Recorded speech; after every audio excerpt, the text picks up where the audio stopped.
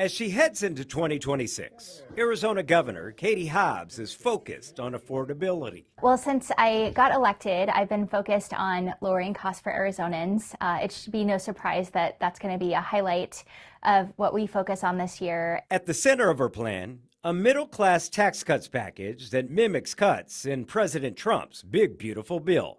It will give a bigger standard deduction for the 88% of Arizona filers who use that.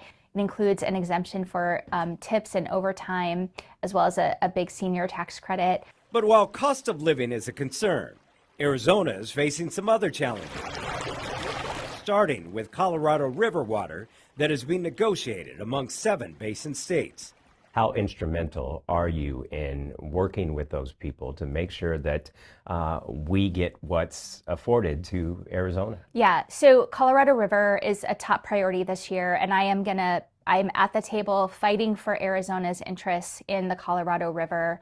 We are home to the semiconductor industry that is important to our economy, but not just our economy, the nation's economy, our national security. Also, we see a lot of data centers that are popping up across the state of Arizona.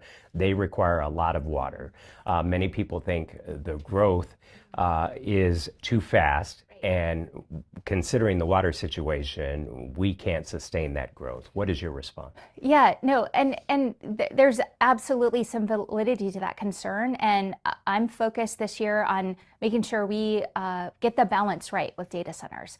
A while back, Arizona made a strategic decision to incentivize data centers, and those incentives have worked. We are the top 2 market in the world for data center growth. And so I think we have to look at, do we think that the taxpayers of Arizona should keep subsidizing this industry, or should the industry work for Arizonans? Another major concern going into the new year, new worker and education requirements for SNAP benefits that could result in about 150,000 Arizonans losing their food assistance. We're doing what we can to mitigate the cuts that are coming, but we can't replace those dollars. And that's part of the federal funding fallout that continues to cripple Arizona. The Rural Hospital Fund. Arizona got $33 million less than what you asked for. How do you navigate that going forward? We're working with the department right now to see if there's anything we can do.